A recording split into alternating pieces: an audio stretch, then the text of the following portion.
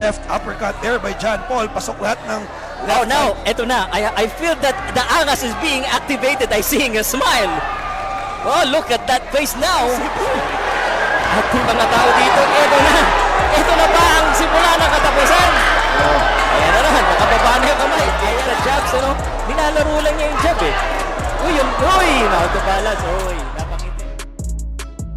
Matapos ang sunod-sunod na 7 panalo kontra sa mga kapwa Pinoy, ay ibang lahi naman ang pinalaban sa ating kababayan na kilala sa bansag na Angas ng Cebu.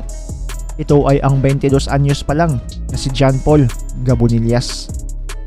Pinadayo ang Kalabang nagmula pa sa bansang Indonesia. Ito ay ang 22 anyos din na si Wandy Freeman Hulo. Ang laban ay para sa bakanting WBO Asia Pacific Youth Light Flyweight title at nakaschedule ang laban sa 8 rounds lang. Ginawa ang laban sa Talisay City Sports Complex sa Cebu under ng ARQ promotion noong March 24, 2023 lang. May kartada si Angas ng Cebu na 9 wins, 1 loss, 6 dito via knockout, habang 2 wins, 0 loss, 1 draw naman itong dayong Indonesian na si Wandy Hulo. Sa mismong bakbakan ay talagang pinakita ng Pinoy na si John Paul Gabonillas kung bakit siya binansagang Angas ng Cebu. Lumalaban na may mataas na kumpiyansa sa sarili na kayang-kaya niyang durugin itong Indonesian. Nakababa lang ang kamay at hinahamon pa ang kalaban na makipagsabayan ng suntukan. Simula ng katapusan. Ayan na naman, nakababa na yung kamay. Ayan na. Angas ng Cebu! John Paul the Destroyer! Pag ikaw natalo dito, tanggal ang Angas mo. Tingnan natin. Aba na, round number 1! Eto na. Tayo na tayo dito. Kasi hindi ko makita eh. Both fighters. Well, Wandy Freeman, Uy. black one. Pumapasok eh, oh! One shot! Expect an action-pack, that's for sure. You can feel it from both fighters. Wandy Freeman, I like the idea, but he showcased not just his power skills, not that he's so much fight as maganda yung mga amateur fights nila, but it looks like they're came in here to brawl. Was eh. Oh, good left hook to the body there by Gabonillas. Pag ganito yung laban, may babaksak talaga. Oo, kasi walang takot eh. Right eye here for Wandy Freeman. Medyo namula-mula na. Freeman, Hulu, the jab. Oh, good left hook yun. Pasok yun. Lampas pa, lampas sa distansya. So far good as advertised.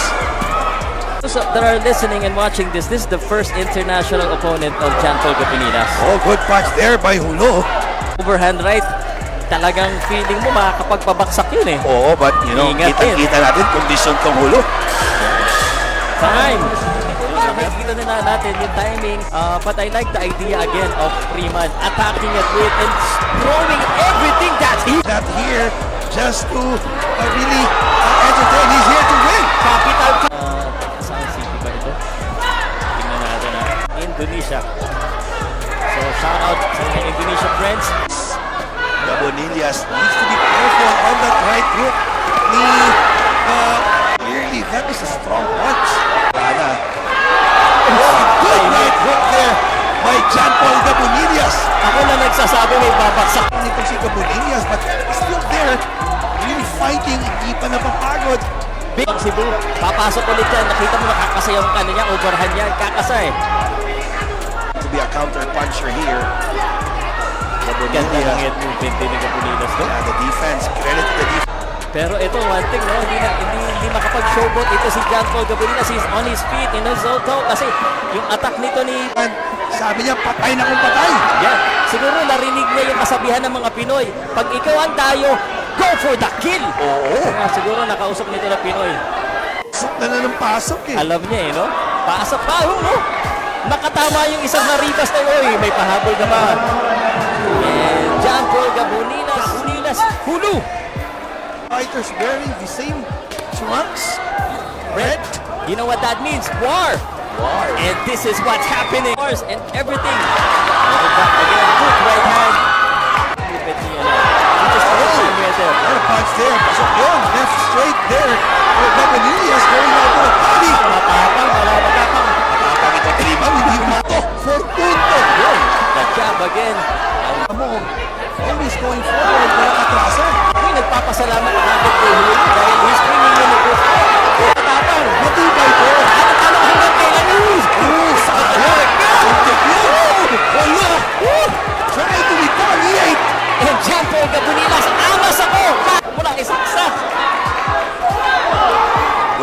motivation there for Gabonilias. He needs I like the way the Buriles is using the jabs just to make sure maganda para kay John Paul. Pero again, yung mga wasi. once and twice in his career. Yeah. 9.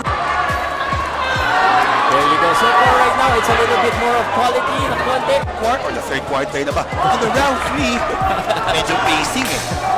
Napapapasa yung isahay. Ako po si Pao Salud, kasama ko si Coach Paul Huben. Jab again, utilizing the attacking here. Good left uppercut there by John Paul. Pasok lahat ng Oh, now, eto na. I feel that the Angas is being activated. I seeing a smile. Oh, look at that face now. Well, both hands are now, nasa baba na. but ito, at saka, there's something different about one Tito. Ito na ng konti. Mga, there's what we call sa boxing game time adjustment. Or Hulo is now being a counter puncher. It's John Paul Gabonilas gaining the momentum here. Yan yung inaayawan at ginugustuhan ng mga tao. Eh, Oh, what a good that combination. And he is good. Hindi ko binibigyan. Sabi ko, pag ninakaut mo. Or John Paul is very disciplined. Ayan na. Going to the body. Ayan na. John Paul is feeling it. I can feel that. It's not a pushover. Kaya nga ito, sinasabi ko sa mga nakikinig ngayon. If he wins this one, talaga, ang batak talaga. Nagda. But John Paul Gabonilas, testing now. Last 10 seconds. More Wala, fair down. iba na yung Freeman eh. Iba na yung Freeman, guys. All physical ang boxing. Yes, yan that. Pag nakita, Kobe Bryant daw to ng boxing din because of his hard work and his training. And I will tell you something too, energizer. use that as motivation. Yes, sir! Natayo yung mga karamihan ng mga tao dito because they expect something great and they expect some highlights. Bitawan ni Hulo. Buti na lang magalaw yung ulo ni Gabonilas pero again, I like the jabs. Whoosh! Iti pa. Oh, good left. Tumatiming ko ng hook, feeling ko eh. 1 minute na naman tayo sa round na ito. Round number 5. 8 rounds na. Gabonilas. Like straight na yan. Pero ang ganda kasi ng attitude nito ng Jab, no? kakaiba to, yung jab pa ba ang titira sa kanya? Been working for him. The jab, jab, jab, jab. Ayan o, nasa kamay lang o. I love it! Jabbing his way.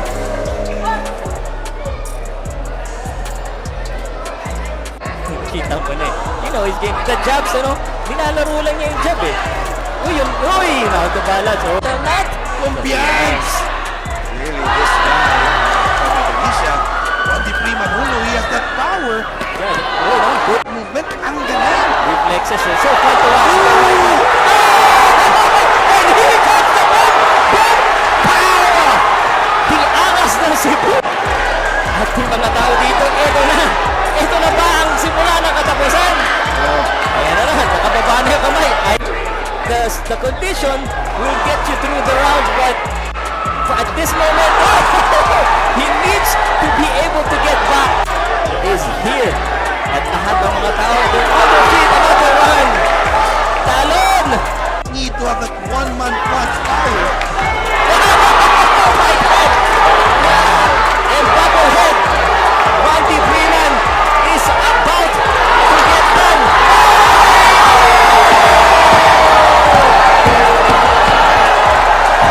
That's the end. Senseless to get this going, but Angas ng Cebu! Tuloy-tuloy ang Angas! Bah, saan yung mga t-shirt mo? Ibigay mo na! Panalo ang Pinoy na si Angas ng Cebu via 6th round TKO. Di kinaya ng Kalabang Dayo ang lakas ng kamao at ang angas ng ating pambato. And new WBO Asia Pacific Youth Light Flyweight Champion, Angas ng Cebu, Batang ARQ, John Paul Gabonilas! Hi guys, this is Mark Magnifico Magsayo. You are watching Channel Manoy.